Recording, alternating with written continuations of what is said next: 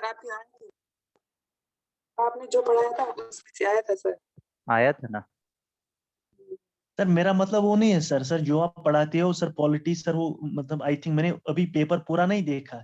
Sir मुझे बस ये लगा कि इस बार पीएससी का स्टैंडर्ड अच्छा था। हाँ उसके लिहाज से स्टैंडर्ड ठीक था, मतलब मॉडरेट लेवल का पेपर था, पेपर स्टैंडर्ड अच्छा था। और देखिए जिस तरीके से क्लास में कराया जाता है ना, अगर आप इसको बिलीव नहीं, अगर आप इसको फॉलो करेंगे, मैंने ऐसे ही आप लोगों को बताया था ना कि प्रीलिम्स के जस्ट बाद मेरे खुद के स्टूडेंट्स ने 84-85 क्वेश्चन अटेम्प्ट किया है। आप सोच सकते हो सिविल सर्विसेज में 84-85 अटेम्प्ट करना कितनी बड़ी बात है, बट उनका प्रिपरेशन पूरा 1 साल का प्रिपरेशन। तो इट रिक्वायर्ड सम टाइम, आपको वहाँ पे इन्वेस्टमेंट करना होता है, लेकिन जिस तरीके से हम लोग चीज़ों को कवर करते हैं it will help you a lot in your long term. बहुत सारा चीज डायरेक्ट डायरेक्ट क्वेश्चंस तो पूछा गया है आपके पेपर में, बहुत कुछ डायरेक्ट क्वेश्चंस पूछा गया है। फॉरेस्ट ड्वेलर्स एक्ट वाला जो 2006 वाला क्वेश्चन था, सेम क्वेश्चन इसी कॉन्सेप्ट पे आपसे मिनिस्ट्री पूछा था इस बार सिविल सर्विसेज एग्जामिनेशन में। देखा था आपने सीएससी में सेम क्वेश्चन। एक जो सीसेट में आपने देखा होगा कि 12th रैंक दे रखा है फ्रॉम द स्टार्टिंग और फिर टोटल कितने हैं, ये क्वेश्चन मैंने क्लास में आप लोगों को कराया हुआ है जब मैं सिविल सर्विसेज का सीसेट का पेपर डिस्कशन कर रहा था, याद है कि बॉटम से उनका 10th रैंक दे रखा था, टोटल स्टूडेंट्स में उनका टॉप से क्या रैंक होता है, इस तरीके का हाँ सर आया था। आया है ना। तो ये सब क्वेश्चन जो है ना, अगर आप क्लास को अटेंटिवली करते हैं ना, तो क्लास का एक एक छोटा से छोटा कॉन्सेप्ट, क्योंकि हम लोग क्या डिस्कस करते हैं क्लास में, यही तो डिस्कस करते हैं। मैं इतने सालों से क्या पढ़ा रहा हूँ, सिर्फ जो भी स्टेट पीसीएस का एग्जाम होता है या सिविल सर्विसेज का एग्जाम होता है, ये क्या कोई नया कॉन्सेप्ट लेके आएंगे हर साल? कॉन्सेप्ट तो वही रहता है ना, क्वेश्चंस को इनका पूछने का किसी का तरीका चेंज हो जाता है, concept will always remain the same. Once you have learn the concept you will be able to sail through the examination. और अगर जितने लोगों ने थोड़ा भी सीरियसली प्रिपरेशन किया होगा इस चीज का, या जितने दिन से आप एआरसीएस का भी जो बैच चल रहा है ना उसको फॉलो किए होंगे, जितना टॉपिक हुआ होगा, डेफिनेटली उन सब टॉपिक से आप बहुत इजीली क्वेश्चंस को बना के आए होंगे। कितने लोगों ने जो भी अभी तक हमने पढ़ा था उससे रिलेटेड आपने क्वेश्चंस बनाया एग्जाम में?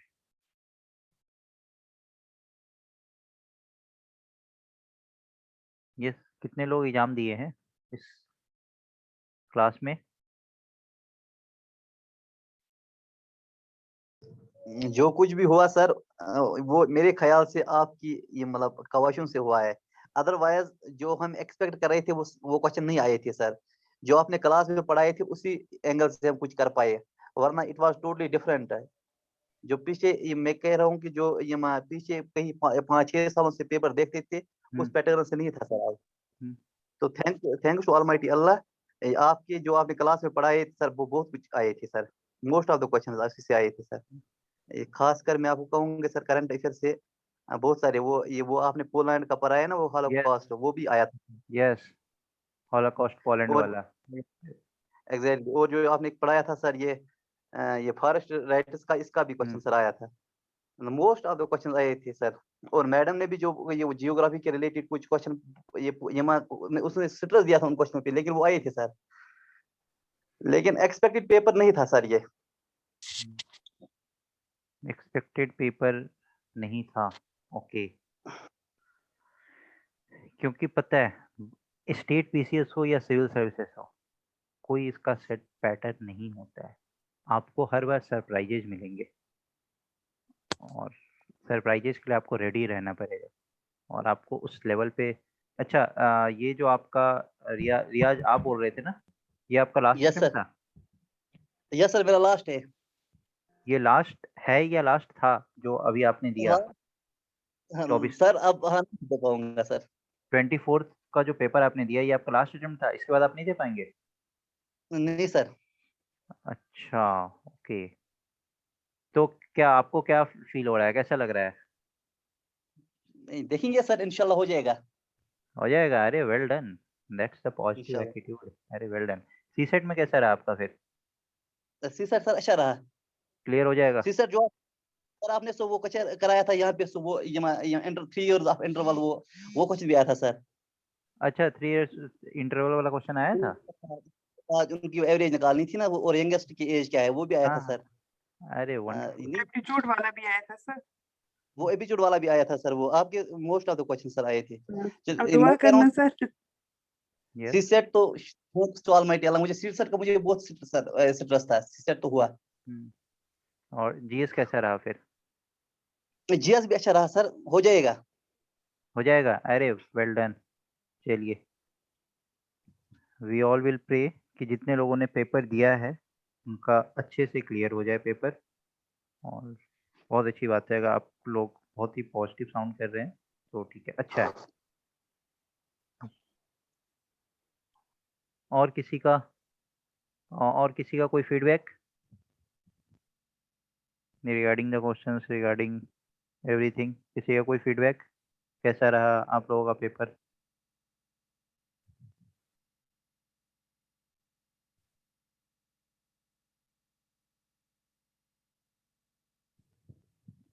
बस 3-4 लोगों ने क्लास में दिया था क्या एग्जाम?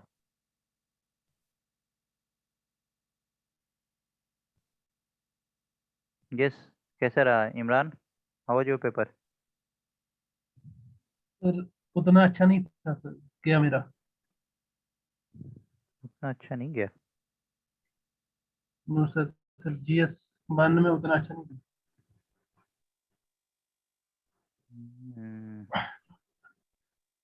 जीएस 1 उतना अच्छा नहीं गया। Okay. Sir current affairs based था सारा कुछ, जिसने करंट अफेयर्स पर पूरा, मतलब सर ये तो अनएक्सपेक्टेड क्वेश्चन आए थे। सर आपने पेपर देखा था सर? बिल्कुल देखा था। सर पॉलिटी के क्वेश्चन जैसे हमने प्रिपेयर किया था उस हिसाब से पूरा, मतलब उस हिसाब से पेपर नहीं आता था, लेकिन करंट के रिलेटेड पेपर था मुझे लगता है सर, देखिए इसीलिए थोड़ा सा। देखिए, था तो आपके सिलेबस के अंदर ही ना, था तो आपके सिलेबस के सिलेबस अंदर ही के। था सर। हाँ, सर एक्चुअली सर मैंने सबसे जो लीस्ट प्रेफर किया था वो एनवायरनमेंट को मैंने छोड़ा नहीं था, लेकिन उसको अच्छे से नहीं किया था, वो प्रॉब्लम रही। अच्छा, ओके। चलिए, कोई बात नहीं, better luck next time. But questions तो जो भी पूछा गया है, जिस भी तरीके से क्वेश्चंस अगर पूछा गया एग्जाम में, तो क्वेश्चन आपके सिलेबस के अंदर ही था। ऐसा आप किसी भी क्वेश्चन को पिक करके नहीं बोल सकते हैं कि ये क्वेश्चन टफ नेचर का था। दो एक बैलेंस तरीके से आपका प्रिपरेशन होना चाहिए। तो यू कैन फील कि अगर कहीं भी आपको लग रहा है कि हाँ ऐसा लैग हो रहा था, आपने ऐसा नहीं किया था। पॉलिटी वगैरह का भी अगर आप क्वेश्चन देखेंगे तो गवर्नर से क्वेश्चन पूछा गया था, पीआईएल से क्वेश्चन पूछा गया था, एक पंचायती राज इंस्टीट्यूशन से क्वेश्चन पूछा गया था, आर्टिकल पे क्वेश्चन पूछा गया था, ठीक था, अमेंडमेंट से क्वेश्चन पूछा गया था। वो सब अमेंडमेंट आपने किया कि नहीं किया? Yes sir, yes. ये सब अमेंडमेंट वगैरह का क्वेश्चन सब कितना इजी क्वेश्चन सब था।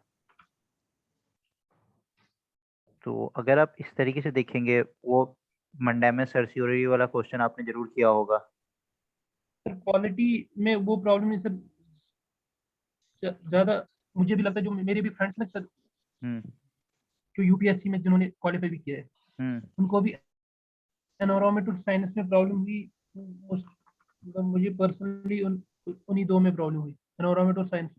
Okay okay. बाकी पॉलिटी वो ठीक था, करंट अफेयर वो भी ठीक था। मोस्टली करंट अफेयर्स हमने जैसे हमने सर वो पढ़ा क्लास में, मोस्टली उसमें था 2-3 कंसेप्चुअल बेसिस थे, बहुत सारा बायोचार क्लास और। में हमने करंट अफेयर्स कवर किया हुआ, वो सारे डायरेक्ट डायरेक्ट क्वेश्चंस यस पूछे सर, गए यस हैं। Sir, yes sir, yes sir. इसलिए मैं जब पढ़ाता था तो मैं बोलता था जस्ट बिलीव मी, क्वेश्चंस आएंगे। क्वेश्चंस कहाँ से आएंगे? मैक्सिमम क्वेश्चंस हम लोग क्लास में यहाँ पे कवर कर रहे हैं।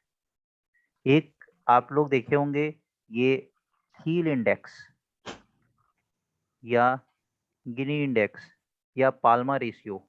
यस, इसको भी मैंने आपको एक बार क्लास में डिस्कस किया था, not by this to name but by this name, Gini index. Gini index. Gini index के नाम पे मैंने एक क्लास में डिस्कस किया था, जो मैंने बताया था इनइक्वालिटी ये मेजर करता है।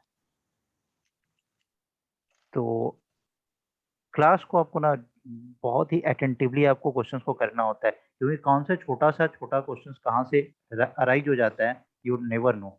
और उसके बाद फिर क्या होता है, अफसोस रह जाता है कि हम ऐसा कर सकते थे और ये मेरा छूट गया। तो चलिए ठीक है, कोई बात नहीं।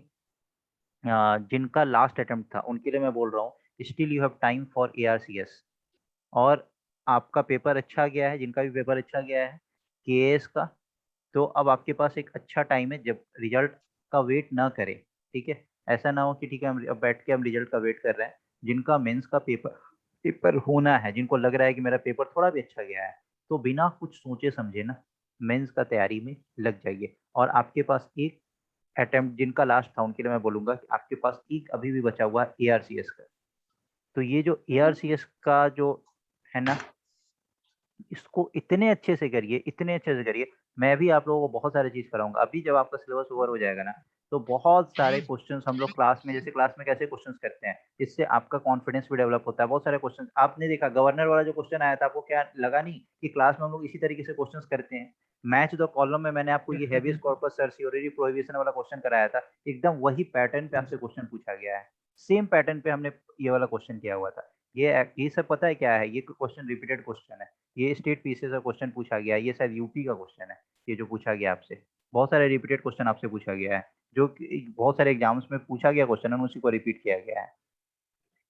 ये जो जीरो फाइट्स वाला भी क्वेश्चन है, ये भी रिपीटेड क्वेश्चन है, ये शायद एमपी किसी एग्जाम में पूछा गया था ये सब क्वेश्चन। तो उसी पैटर्न पे हम लोग इस चीज को डिस्कस करेंगे। ठीक है, तो अभी भी आप लोगों के पास एक अच्छा टाइम है। देखिए, अभी safe score, cut off score बता पाना अभी थोड़ा सा मुश्किल है, अभी लोग नहीं बता सकता इतना जल्दी। और ये जो कोचिंग इंस्टीट्यूट वाले को आप देखते हैं ना कि डिफरेंट वो कट ऑफ वगैरह सीधा सीधा बताने लगते हैं, don't go into these things. ठीक है, क्योंकि कट ऑफ बहुत ज्यादा फ्लक्चुएट कर जाता है कभी कभी, तो इन सब चीजों में मत जाइए। आप लोग का जिनको भी लग रहा है कि थोड़ा भी पेपर अच्छा गया है, मेंस का प्रिपरेशन करिए। मेंस के प्रिपरेशन के साथ साथ आपका ARCS का प्रिपरेशन भी काफी अच्छा होगा, क्योंकि वहाँ पे आपका डीप स्टडी होगा। अगर पेपर थोड़ा और कन्वेंशनल से हट के अनकन्वेंशनल पेपर बना, हो सकता है कि आपका मॉडरेट से डिफिकल्ट की तरफ गया, तो ये मेंस का जो आपका प्रिपरेशन होगा ना, ये आपको यहाँ पे हेल्प करेगा। तो इट्स माय हम्बल रिक्वेस्ट कि आप लोग मेंस के प्रिपरेशन की तरफ जाइए और ARCS को एक बार फिर से एक पूरे प्रॉपर एनर्जी के साथ, जिनका पेपर अच्छा गया हो उनके अंदर कॉन्फिडेंस आया होगा, जिनका पेपर अच्छा नहीं गया हो उनके लिए मैं बोल रहा हूँ कि आप जस्ट एक पुश अपने आप को फिर से दीजिए, क्योंकि अभी आप प्रिपेयर ARCS का कर रहे थे और ARCS के बेस पे आपने KS का भी कुछ अच्छा प्रिपरेशन किया, कुछ अच्छे तरीके से आपने आंसर्स वगैरह किए हैं। तो जस्ट पुश योरसेल्फ। और अभी आपके पास 2-3 महीने का फिर से टाइम है। देखिए, फिर से इन सब चीज़ों में मत जाइए। नवंबर में, दिसंबर में एग्जाम होने जा रहा है, आपके पास स्टिल कितना भी मिनिमम टाइम होगा ना, तो 50 डेज का तो मिनिमम टाइम है ही, उससे ज़्यादा का टाइम है। 50 डेज में आप दुनिया को इधर से उधर चेंज कर सकते हैं। ठीक है, आपको सिर्फ एक एग्जाम क्रैक करना है, और जितने स्टूडेंट्स क्लास ले रहे हैं ना, वो लोग डेफिनेटली कर सकते हैं। तो एक एनर्जी को वापस से लेके आइए। देखिए, मैंने 2 दिन का क्लासेस आप लोगों का बंद भी किया था, 2 से 3 दिन का, कि आप लोग कंप्लीट रिवीजन करिए। फिर से एक उसी एनर्जी, एक एंथुसियाज्म के साथ हम लोग फिर से स्टार्ट करते हैं, और ये ARCS को डेफिनेटली क्रैक करेंगे, क्योंकि this exam is not less than KS। ये इक्विवेलेंट पोस्ट या उससे जस्ट एक लेवल नीचे का होगा, बट आप प्रमोशन के साथ आप उस लेवल तक पहुंच सकते हो। ठीक है, तो अभी आपका जो रास्ता है वो बंद नहीं हुआ है। बहुत सारे स्टूडेंट्स के पास, और नेक्स्ट ईयर के लिए भी KS के बहुत ऐसे स्टूडेंट होंगे जो नेक्स्ट ईयर KS का फिर से प्रिपरेशन करेंगे। उनके लिए तो होप खुला हुआ है, जिनके लिए नहीं है उनके लिए मैं बोल रहा हूँ। और अगर आपको मेरे एंड पे और भी कोई सपोर्ट चाहिए होगा, जिनको लग रहा है कि ARCS इनका लास्ट है और बहुत सारा दिक्कत है, उनको मेरे एंड पे हेल्प चाहिए होगा, तो जस्ट लेट मी नो कि आपको डिफरेंट सब्जेक्ट्स में जहाँ भी हेल्प चाहिए होगा, I will help you out जिस लेवल पे मैं हेल्प कर सकता हूँ। ओके, तो चलिए हम लोग स्टार्ट करते हैं। और इन सब क्वेश्चंस, इन सब टॉपिक को कवर करने के बाद हमारा सिर्फ टारगेट रहेगा क्वेश्चंस पे, क्योंकि क्वेश्चंस ही आपके एग्जाम को सॉल्व ये पास करवाएगा। तो हमारा टारगेट क्वेश्चंस पे रहेगा। ठीक है, हम लोग क्वेश्चंस को ज़्यादा से ज़्यादा सॉल्व करने की कोशिश करेंगे। जो हम MCQ के फॉर्म में आपको करवा भी रहे थे करंट का, लेकिन करंट, चलिए इधर से हम लोग करंट का कर लेते हैं, बाद में हम लोग उसको MCQ के फॉर्म में भी जितना टाइम मिलेगा हम लोग उस चीज़ को कवर करेंगे। तो चलिए ठीक है, आज हम लोग क्या स्टार्ट करने जा रहे हैं। तो एजेज हम लोगों का हो गया है। ठीक है, एजेज से आप लोग क्वेश्चन बनाइए, जहाँ पे क्वेश्चंस में आप लोगों को प्रॉब्लम आएगा, तो वहाँ पे मेरे से आप पूछ लीजिएगा कि सर ये वाला क्वेश्चंस में थोड़ा डाउट है, कैसे होगा। ठीक है, अब हम लोग नेक्स्ट टॉपिक स्टार्ट करने जा रहे हैं, जिसका नाम है पार्टनरशिप। देखिए, एजेज से, पार्टनरशिप से, इन सब से ऐसा नहीं है कि हर साल डेफिनेटली क्वेश्चंस पूछा जाता है, लेकिन जो क्वेश्चंस पूछा जाता है ना, वो इजी नेचर का क्वेश्चन होता है। अगर उन सब क्वेश्चंस को आप स्किप कर दिए तो फिर आपका सिलेक्शन थोड़ा सा कठिन हो जाता है, ठीक है। तो एजेज हुआ, एजेज से जितना हमने क्वेश्चंस किया ना, ये सब इजी नेचर का क्वेश्चन और इसी लेवल का क्वेश्चन आपसे पूछा जाएगा। अब पार्टनरशिप है, पार्टनरशिप से भी बहुत बार एग्जाम में क्वेश्चन रिपीट किया गया है, ठीक है। पार्टनरशिप कितने लोगों ने इसके पहले पढ़ा है? इसके पहले पार्टनरशिप कितने लोगों ने पढ़ा हुआ है?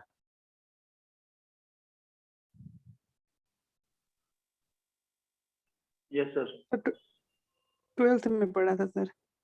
12th में पढ़ा था partnership? Partnership, Commerce first sir. Time पढ़ रहा हूँ सर। पार्टनरशिप में होता क्या है? Sir it is association of person. Sir यहाँ पे दो पार्टनर होंगे, सर कभी कोई नया एंटर आ रहा है, कोई एडमिट हो रहा है, कभी हाँ, सर कोई रिटायर्ड हो, देन सर हमें न्यू रेशियो निकालना होगा। न्यू रेशियो निकालना होगा। पार्टनरशिप में सारा खेल पता है किसका होता है? प्रॉफिट का। Yes sir, yes. प्रॉफिट, क्योंकि कोई भी पार्टनरशिप में आता है तो वो सोशल वेलफेयर के लिए नहीं आता है, प्रॉफिट शेयरिंग। वो प्रॉफिट के प्रॉफिट लिए आता है, शेयरिंग। क्योंकि उनको प्रॉफिट से मतलब होता है। तो यहाँ पे प्रॉफिट का मेजर रोल होता है। लेट्स से अब प्रॉफिट डिस्ट्रीब्यूट कैसे होगा, ठीक है। तो चलिए हम और आप, as per the share sir. Yes as per the share, okay चलिए ठीक है, एज पर द शेयर आपने बोला ना। हम और आप दो लोग हैं, ठीक है। मैंने 10,000 रुपये इन्वेस्ट किया, आपने 20,000 रुपये इन्वेस्ट किया, ठीक है। तो at the end of the year, at the end of the year जो भी प्रॉफिट आया होगा, लेट्स से प्रॉफिट 30,000 पे प्रॉफिट आया, कितना आया? 5,000 रुपये आया, या 4,000 रुपये आया, 3,000 रुपये, 3,000 रुपये आया। तो ये प्रॉफिट हमारे और आप में किस तरीके से डिस्ट्रीब्यूट होगा, इसी को तो हम लोग पढ़ेंगे पार्टनरशिप में। ये सपोज करिए कि एक बिजनेस में हम और आप एंटर किए, मेरा इन्वेस्टमेंट 10,000 का था, आपका इन्वेस्टमेंट 20,000 का था। इस इन्वेस्टमेंट को हमने इन्वेस्ट कर दिया, 1 साल तक हमारा बिजनेस रन किया, इस बिजनेस से हमें 3,000 रुपीज टोटल प्रॉफिट अर्न हुआ है। तो at the end of the year मेरा प्रॉफिट क्या होगा और आपका प्रॉफिट क्या होगा? Sir 2000 and 1000। सर 1000, 2000। 1000 एंड 2000, 1000 मुझे and 1000 मिलेगा, आपको 2000 मिलेगा, यस सर। ठीक है। yes, क्यों? सर। क्योंकि हमारा जो As per the इन्वेस्टमेंट था वो डिफरेंट था। इन्वेस्टमेंट का क्या रेशियो है? 1:2 का। तो आप बोलेंगे प्रॉफिट का भी रेशियो 1:2 का होगा, ठीक है। अब मैं आपसे पूछ रहा हूँ कि मैंने जो इन्वेस्टमेंट किया ना वो 1 साल तक ही किया है, मैं 1,000 रुपया, 10,000 रुपया, और आपका इन्वेस्टमेंट 2 साल तक रहा, या उल्टा कर देते हैं, मेरा इन्वेस्टमेंट 2 साल तक रहा, ठीक है, और आपका इन्वेस्टमेंट 1 साल तक रहा। अब बताइए अब क्या होगा?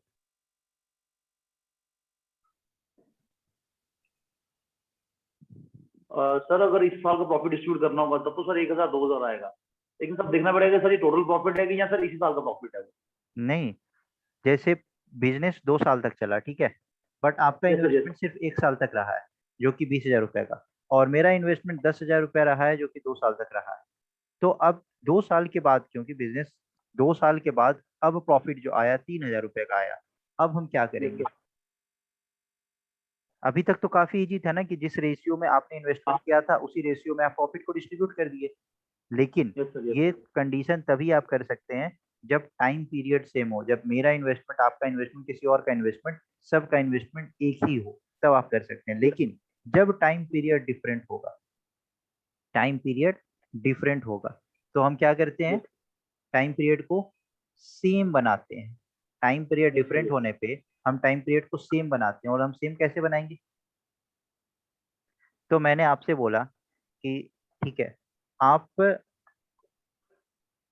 2 साल के लिए आपने 1 साल के लिए इन्वेस्टमेंट किया है ना, Yes, sir. तो इंटू 1, मुझे 2 साल के लिए इन्वेस्टमेंट करना है 10,000 रुपया, तो मेरा 2 साल का इन्वेस्टमेंट 10,000 रुपया, अगर आप मुझे बोलेंगे सर आप भी एक काम करो ना, आप एक ही साल में इन्वेस्टमेंट कर दो ना, जो आप 2 साल में 10,000 रुपया कर रहे हैं, तो 1 साल में आप कितना इन्वेस्ट करोगे? 5000 सर। अरे 2 साल में हम 10,000 कर रहे थे, तो 1 साल में अगर हमको सेम प्रॉफिट चाहिए तो हम डबल करेंगे ना अपना investment, 20,000, 20,000. 20,000 20,000 sir. Into 2। Yes, sir. अब देखिए, अब मेरा इन्वेस्टमेंट और आपका इन्वेस्टमेंट सेम हो गया, टाइम पीरियड भी हमने सेम बना लिया, तो अब इन्वेस्टमेंट क्या हो गया? मेरा भी 20,000 का हो गया और आपका भी 20,000 का हो गया। तो अब हम लोग क्या करेंगे, फिर से प्रॉफिट को इक्वली डिस्ट्रीब्यूट करेंगे। 1:1 का रेशियो आ गया, तो प्रॉफिट डिस्ट्रीब्यूशन क्या हो गया, 1500 मेरा, 1500 आपका। तो देखिए पार्टनरशिप में यही होता है, profits are distributed in the ratio of investment if other conditions are same. Other conditions मतलब अगर टाइम पीरियड सेम है तो, और अगर टाइम पीरियड सेम नहीं होता है तो हम क्या करते हैं, टाइम पीरियड को सेम बनाते हैं। और टाइम पीरियड को सेम कैसे बनाते हैं, तो आपको पता है, जो हमारा इन्वेस्टमेंट है उसको हम टाइम पीरियड से मल्टीप्लाई कर देते हैं। लेट्स से यहाँ पे दो दोस्त है, ठीक है, एक ए 2000 रुपये इन्वेस्ट कर रहा है और बी 4000 रुपये इन्वेस्ट कर रहा है। ए का इन्वेस्टमेंट 6 मंथ के लिए है, ठीक है, और बी का इन्वेस्टमेंट 1 साल के लिए है, ठीक है, 1 ईयर के लिए है। अब प्रॉफिट का डिस्ट्रीब्यूशन कैसे करेंगे, एक 6 मंथ के लिए कर रहा है, एक 1 साल के लिए कर रहा है, तो जहां मंथ आ गया ना वहां पे हम बोलेंगे ए को बोलेंगे, अच्छा आप एक बात बताओ, आप 2000 रुपये 6 मंथ के लिए कर रहे हो ना, प्रॉफिट अर्न करने के लिए कि आपको कुछ प्रॉफिट मिलेगा, चलो आप 1 मंथ में अगर आपको उतना ही प्रॉफिट चाहिए तो आप कितना इन्वेस्टमेंट करोगे, तो आप बोलोगे ना कि जो इसका हम 6 टाइम्स कर देंगे, तो 2000 इंटू 6, ये 1 मंथ का इन्वेस्टमेंट हो गया ए का। फिर हम बी को भी बोलेंगे कि आप 1 साल के लिए 4000 रुपये इन्वेस्ट कर रहे हो, अगर आपको सेम प्रॉफिट 1 मंथ में चाहिए तो आप कितना इन्वेस्ट करोगे, तो बी बोलेगा कि 4000 इंटू 12। तो अब ए का इन्वेस्टमेंट 1 मंथ का 12000 रुपये आ गया, और बी का इन्वेस्टमेंट 1 मंथ का 48000 आ गया। तो अब प्रॉफिट का डिस्ट्रीब्यूशन कैसे हो गया, तो अब तो टाइम पीरियड सेम हो गया, अब तो दोनों का हम 1 मंथ का निकाल लिए ना, तो अब इसी रेशियो में प्रॉफिट को डिस्ट्रीब्यूट करेंगे, तो ये क्या हो गया 12:48, मतलब 1:4। 1:4। अब जो भी प्रॉफिट रहा होगा, लेट से 5000 रुपये रहा होगा, तो कैसे डिस्ट्रीब्यूट करेंगे, तो 1:4 के रेशियो में डिस्ट्रीब्यूट करेंगे, ठीक है, तो 1000 और 4000, 4000। 1000 और 4000। अब ये तो छोटा वैल्यू है तो आपने सीधा बता दिया ना 1000 4000, लेकिन इसको करते कैसे हैं, तो चलिए 1:4 का प्रॉफिट का रेशियो है ना, 1:4 का, तो ए को अगर 1 रुपया मिला तो बी को 4 रुपया मिला, तो टोटल कितना मिला, अगर 5 रुपया था तो 5 रुपया में ए को 1 मिला और बी को 4 मिला, लेकिन 5 ना हो के Yes, कितना sir. है, 5000 है, कितना टाइम्स है, Yes, sir. 1000 टाइम्स है, तो ये भी 1000 टाइम्स हो जाएगा इंटू 1000, और ये भी 1000 टाइम्स हो जाएगा इंटू 1000। तभी हम बोलते हैं इसका जो प्रॉफिट का जो रेशियो रहा वो 1000 रहा प्रॉफिट, और इसका प्रॉफिट कितना रहा, 4000 रहा। समझ आया, क्लियर है सबका।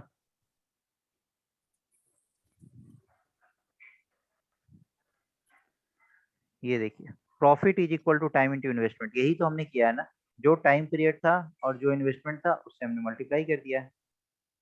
Time is equal to profit by investment, ये फॉर्मूला वगैरह ये सब याद करने का चीज नहीं है, समझने का चीज है। अब हम क्वेश्चंस पे चलते हैं, किसी को यहाँ तक डाउट है क्या, किसी को डाउट है यहाँ तक, यस और नो।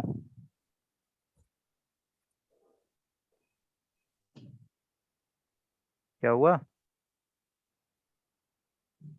सर ये जो आपने सर बताया ना सर, ये सर प्रीवियस स्लाइड में कि हम फिर कैसे सर मल्टीप्लाई करते हैं सर, फिर बराबर, हाँ काइंडली रिपीट सर, सर ये वाला सर, ये चलिए 2000।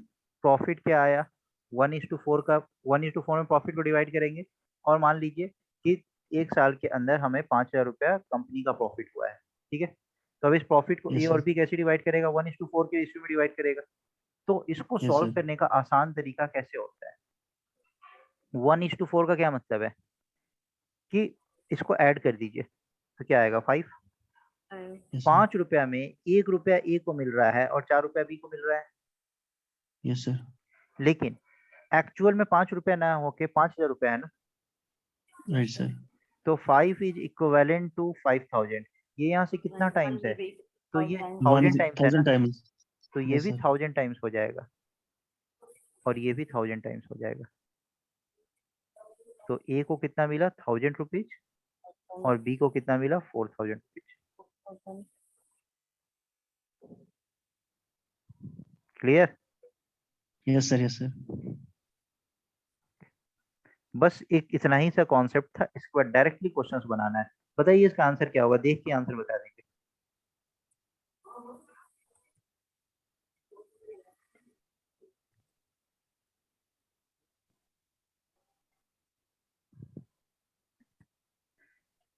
D part.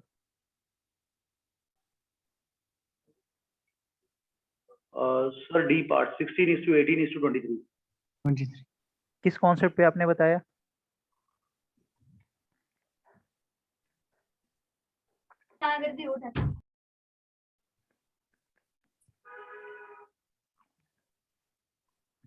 क्या कॉन्सेप्ट अप्लाई किया कि डी पार्ट आ गया? इसमें तो सिर्फ इन्वेस्टमेंट का information वंडरफुल। है हमारा। Profits are divided in the ratio of their investment हाँ, इफ अदर थिंग्स हाँ, remain उनके the बारे में same। तो कोई इन्फॉर्मेशन ये तो कोई इन्फॉर्मेशन नहीं है, मतलब टाइम पीरियड सेम है, तो टाइम पीरियड सेम है तो Time इन्वेस्टमेंट same। का रेशियो होगा वही हमारा प्रॉफिट का रेशियो होगा, तो 16:18:23। 23। वंडरफुल।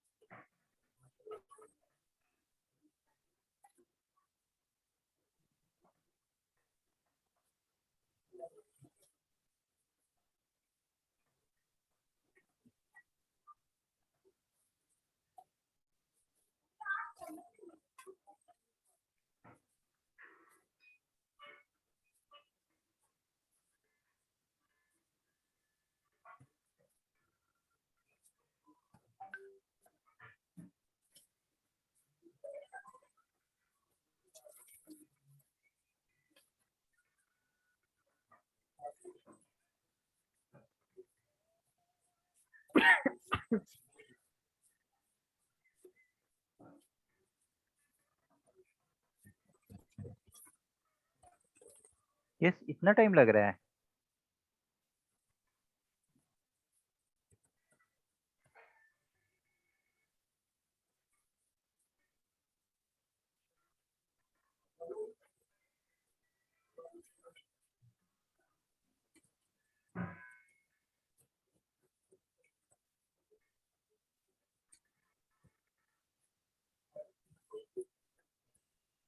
नहीं आ रहा है समझ?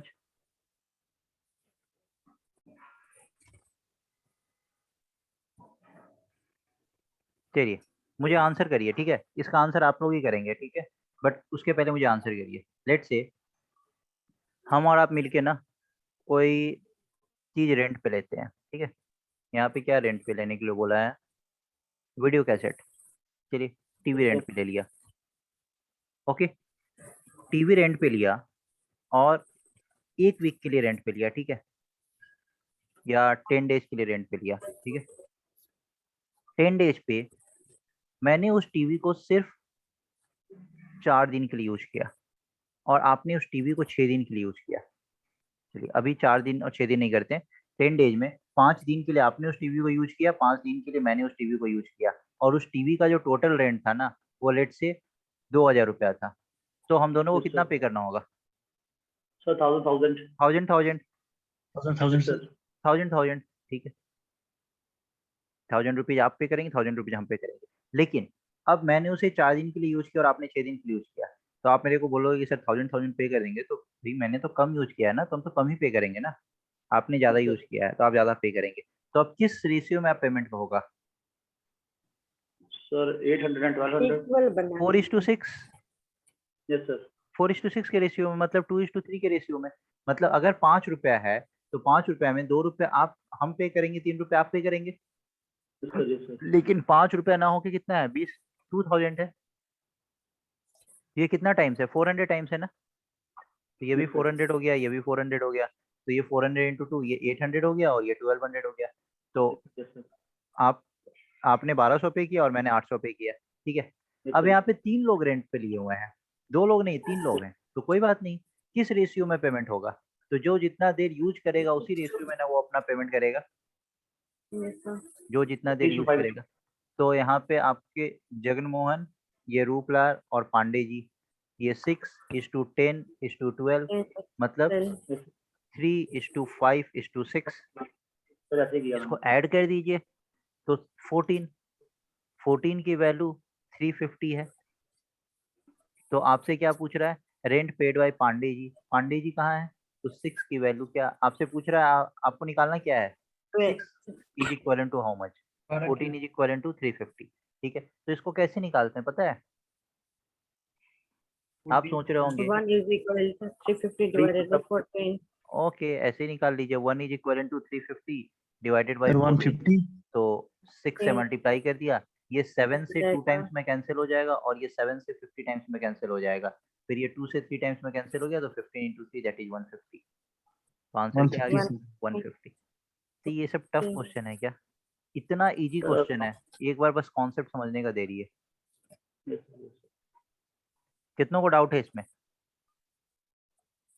No doubt sir.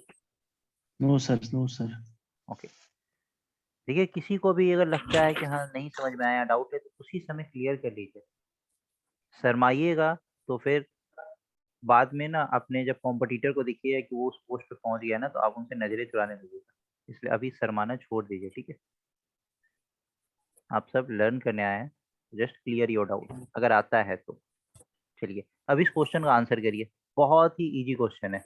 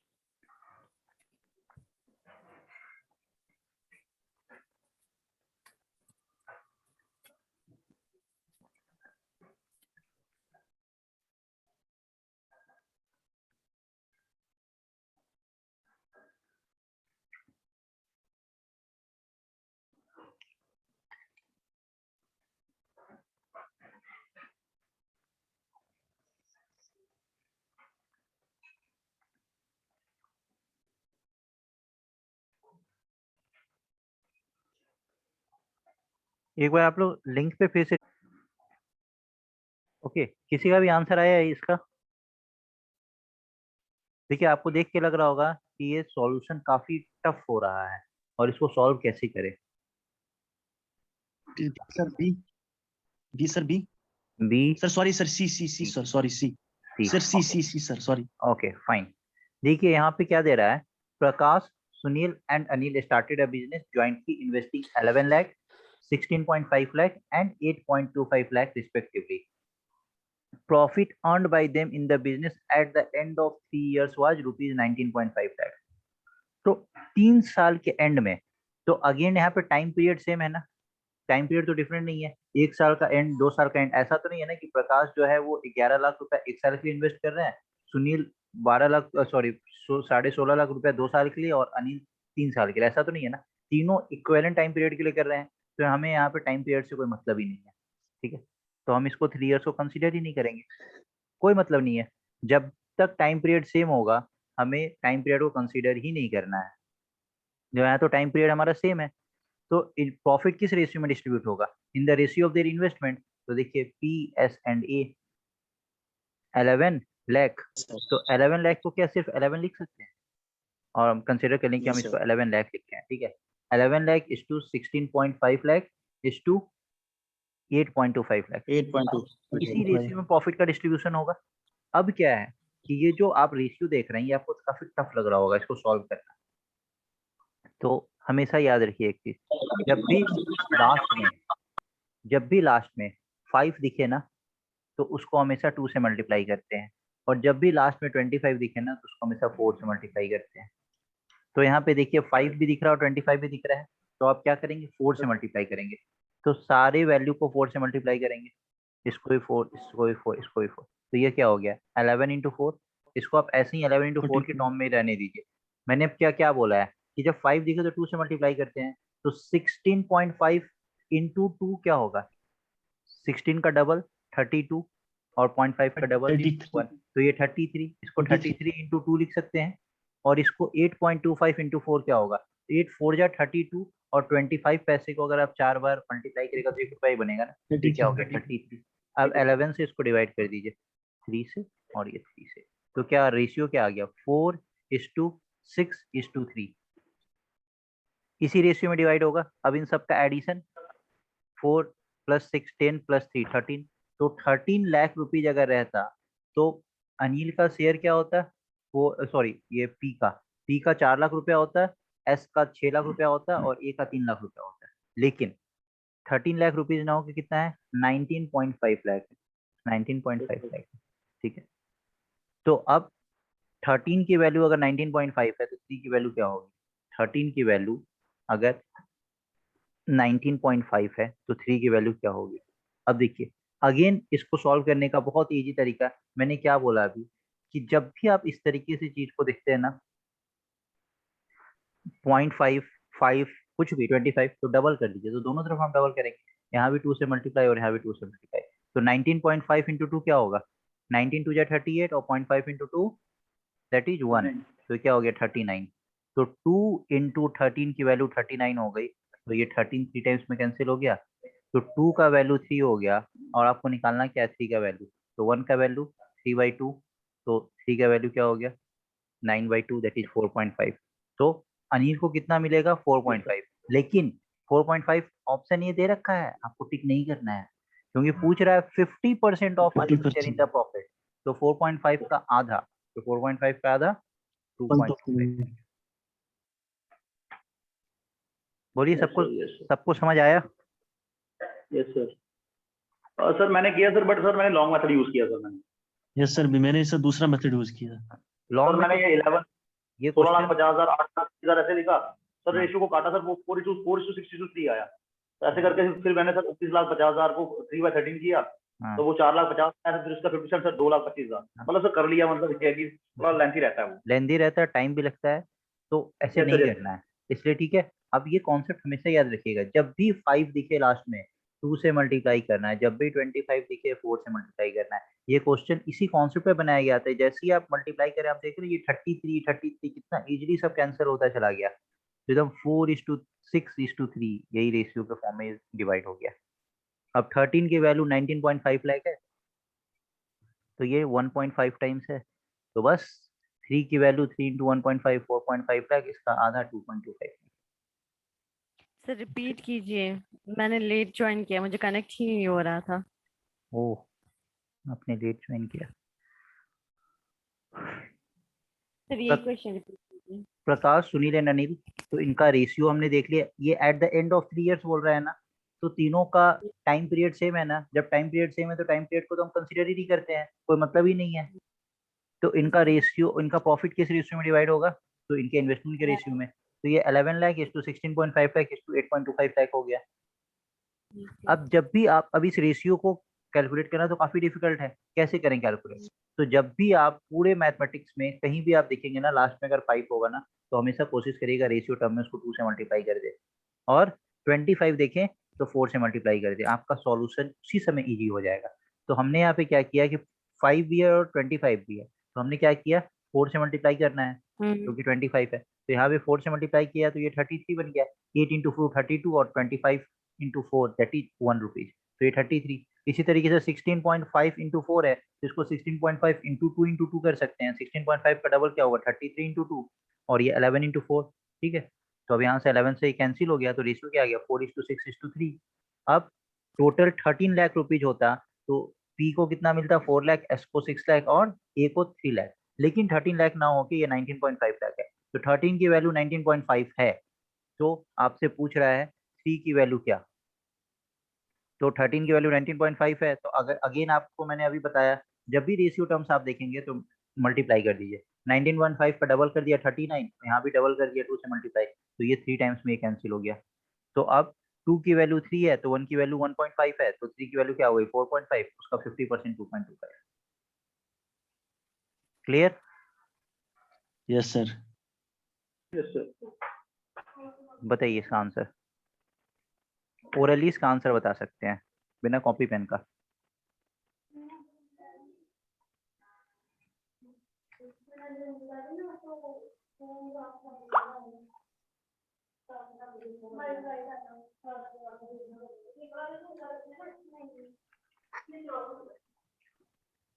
Sir 200 D answer. D, okay let's see. Yes, sir. 200.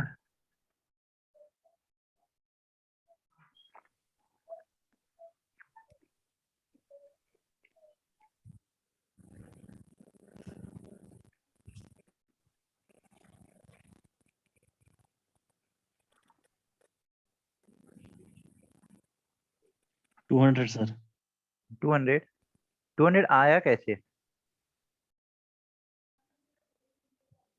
200 आया कैसे? Sir, उन दो को आता है 350 उन दो को B and C together. Sir sir let total work be ₹1। Sir एक रुपए का काम है सर, ए और बी का -7/11, तो सर Sir, रिमेनिंग 7/11 नहीं into नहीं 500 नहीं, rupees. कभी नहीं, फ्रैक्शन में कभी नहीं लेते हैं। अभी यहाँ पे 7/11 दे रखा है ना ए और बी का, अगर इसको हम डिवाइड कर देंगे ना ए बी सी का, एक का 1/2 1/3, तब दिक्कत हो जाएगा। यहाँ पे तो फिर भी आप फ्रैक्शन सॉल्व कर लेंगे, कभी भी फ्रैक्शन में नहीं लेते हैं। जो Sir, डिनोमिनेटर दिया रहता है ना, 7/11 into 550 सीधे यस ओके ठीक है, चलिए एक बार देखते 350 हैं। उनका हो गया टुगेदर। यस यस यस, 550 एक बार ये minus देखते 350 हैं। ये 200. जब भी वर्क हम कंसीडर करते हैं ना, तो वर्क को जो डिनोमिनेटर दिया रहता है ना, उसी को हम वर्क कंसीडर कर लेते हैं। तो टोटल वर्क 11 यूनिट है, और टोटल 11 यूनिट के लिए कितना पैसा दिया गया है 550 रुपए। ए और बी सर मिल के अगर 7 यूनिट काम कर रहा है, तो 11 यूनिट का पैसा 550 रुपए है, तो एक यूनिट का पैसा कितना होगा 50 4 रुपए। रुपए सर। अगर ए और बी मिलके 7 यूनिट काम कर रहा है, तो रिमेनिंग काम कौन करेगा, सी करेगा। टोटल 11 यूनिट का काम है, ए और बी 7 करेगा, तो सी कितना करेगा 4 करेगा। एक यूनिट का पैसा 50 रुपए है, तो 4 यूनिट का पैसा 50 × 4 जाएगा। यहाँ पे तो फिर भी ए और बी का 7 का दे दिया था ना, अगर ए बी और सी का सबका अलग अलग दे देता ना, तब वहाँ पे आप इस तरीके से नहीं कर पाते। वहाँ पे फ्रैक्शन को अगर कंसिडर करते हैं तो वो काफी कॉम्प्लिकेटेड हो जाता है। तो हमेशा जो हमारा डिनोमिनेटर दिया रहता है ना, वही मेरा वर्क हो जाता है। हमारा टोटल वर्क ही हो गया 11 यूनिट। 11 यूनिट में ए और बी ने 7 काम कर लिया, तो सी 4 काम करेगा। एक यूनिट का पैसा 50 रुपए है, तो सी को कितना मिलेगा 50 × 4 200। बोलिए कितने लोगों को समझ नहीं आया? आ गया समझ? समझ आ गया sir. Best method to solve the question, best method, जो आपका डिनोमिनेटर है वही मेरा वर्क है। अगर यहाँ पे 3-4 डिनोमिनेटर दिया रहता तो सब कैल्शियम ले लेते, वो मेरा वर्क हो जाता। ठीक है।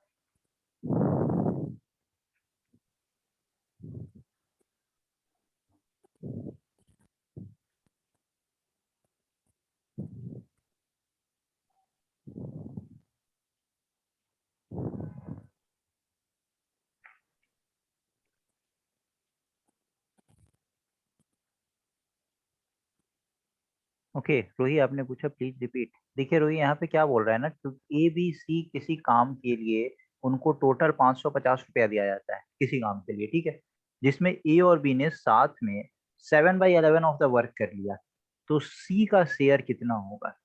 तो किसी काम का 7/11 काम कर लिया, तो हम काम को ही मान लेते हैं कि टोटल काम ही 11 यूनिट था, और इस 11 यूनिट के लिए टोटल कितना पैसा दिया गया है, 550 रुपया। तो एक यूनिट का पैसा कितना हो गया, 50 रुपीज। और इस 11 यूनिट में ए और बी ने साथ मिलकर 7 यूनिट का काम कर लिया, और काम तो पूरा हुआ है, तभी तो उनको 550 रुपया दिया गया है। तो रिमेनिंग कितना काम बचा था, तो 4 यूनिट का काम बचा था, क्योंकि टोटल 11 यूनिट था। अब 4 यूनिट की कौन करेगा, तो सी करेगा। तो एक यूनिट का पैसा कितना है, 50 रुपया है, तो 4 यूनिट का कितना हो जाएगा, 200 रुपीज। ओके चलिए इसका आंसर बताइए।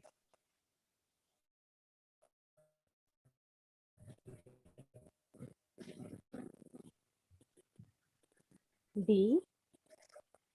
B. Share of A is better B the how much?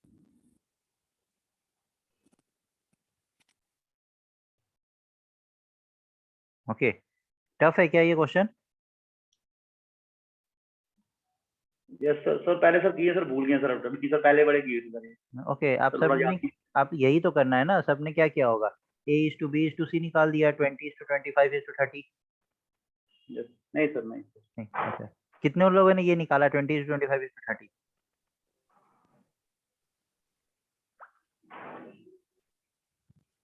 किसी ने नहीं निकाला। मैंने निकाला। आपने निकाला ना 20:25:30। फिर ये रेशियो Yes, क्या आ sir. गया, 4:5:6, और फिर 6 5 4:5 11 to प्लस, 6, हाँ तो 15 की वैल्यू हो गई 15, 2220। तो आपको निकालना क्या है, 1 तो ये 48 टाइम्स है, 148 टाइम 148 टाइम्स है। तो फिर आपको निकालना Eight. क्या है, is exceeds A exceeds B share by of how A. Much. ठीक है, लेकिन यहाँ पे तो हाँ। ए तो एक्सीड की जगह ए को तो कम ही मिल रहा है। कम हो रहा है। यस यस सर, ये तो क्वेश्चन ही गलत है। मेरा भी यही आ रहा था, मेरा भी एक्सीड हो रहा था, ऐसा नहीं हाँ तो क्वेश्चन ही गलत हो गया ना। सर, वही करता था। ओके क्वेश्चन में ही गड़बड़ है। ओके चलिए ठीक है, देखते हैं।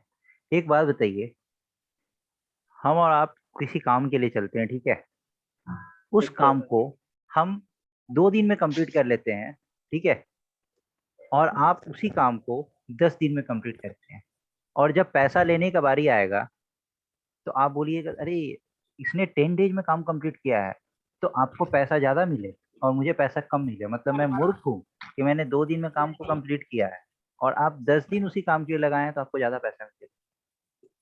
तो ऐसा होगा तो नहीं फिर मैं तो काम ही कंप्लीट नहीं करूंगा, मुझे पैसा ना मिलते ही ना, होगा। तो जितने लोगों ने ये A/B/C लगा दिया 20:25:30, वो आपने क्या लगाया है, ए किसी काम को 20 दिन में करता है, उसी काम को बी 25 दिन में करता है, उसी काम को सी 30 दिन में करता है, तो जो जितना ज्यादा दिन लेगा उसको उतना ज्यादा पैसा मिलेगा, ना उसको उतना कम मिलेगा ना। कम मिलेगा। उनका ये एफिशिएंसी क्या है, कम है। ज्यादा उन जो काम कम टाइम देगा एफिशिएंसी के ज्यादा बेसिस होगा। पे पैसा मिलता है ना। टाइम ज्यादा ले रहे हैं तो आपका एफिशिएंसी कम है, और कम कम टाइम ले है रहे हैं तो आपका एफिशिएंसी ज्यादा है। तो ज्यादा अब हम इफिशिएंसी कैसे निकालेंगे, तो देखिए हम वर्क को डिफाइन करते हैं, पहले वर्क डिफाइन करते हैं। अब यहाँ पे किसी काम को 20 25 30 दिन में करता है, तो जितना नंबर ऑफ डेज दिया रहता है ना उन सबका एलसीएम ले लीजिए।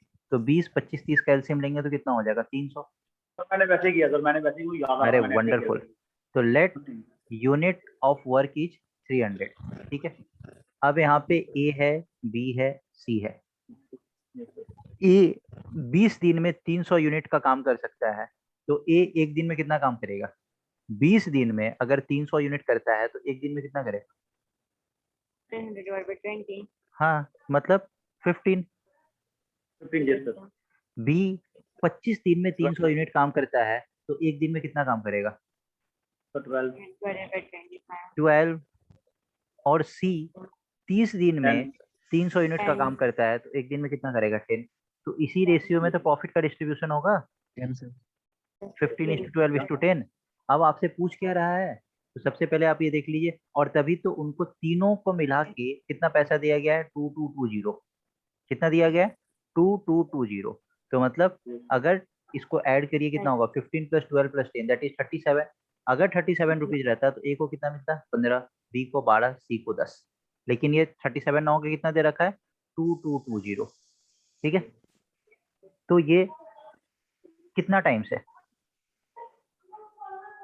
ये कितना टाइम से, तो जैसे ही आप डिवाइड करने जाएंगे ना 2220 को, 50 तो ये डायरेक्टली आपको दिखेगा कि 6 टाइम्स में डिवाइड हो जाएगा 2220।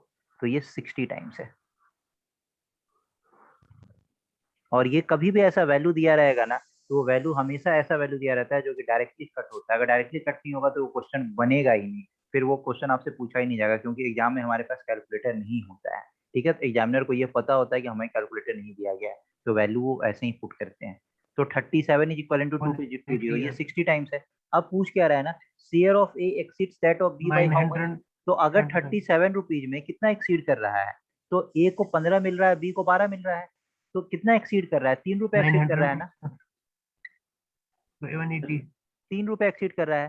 तो 31 की वैल्यू अगर 60 है, तो 3 की वैल्यू क्या होगी, 60 × 3 दैट इज 180। आप लोग यहाँ तक करने के बाद भी आप लोग क्या करते हैं, अब आप बी का शेयर निकालते हैं 12 × 60, फिर आप ए का शेयर निकालते हैं 15 × 60, और फिर इसको इससे माइनस करते हैं। क्यों करना है, डायरेक्टली बताएंगे ना कि 3 रुपए एक्सीड कर रहा है ना, 37 रुपए में 3 रुपए एक्सीड कर रहा है। तो अगर हमें 37 का वैल्यू पता है 2220 मतलब 60 टाइम्स है, तो 3 का वैल्यू क्या हो जाएगा, 3 × 60 दैट इज 180। है समझ?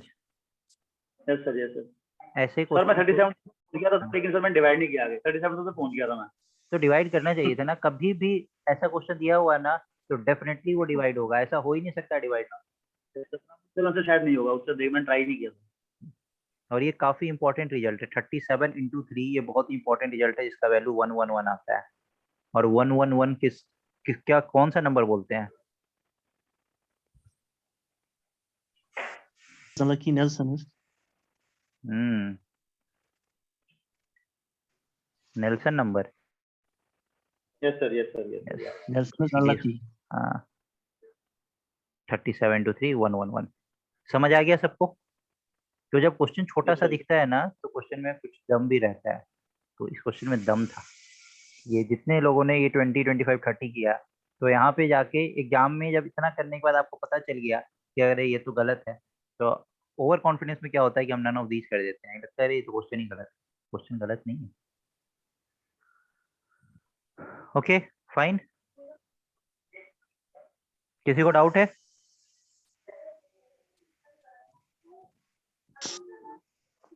किसी को डाउट है? No sir. नो, चलिए No ठीक sir, है। no sir.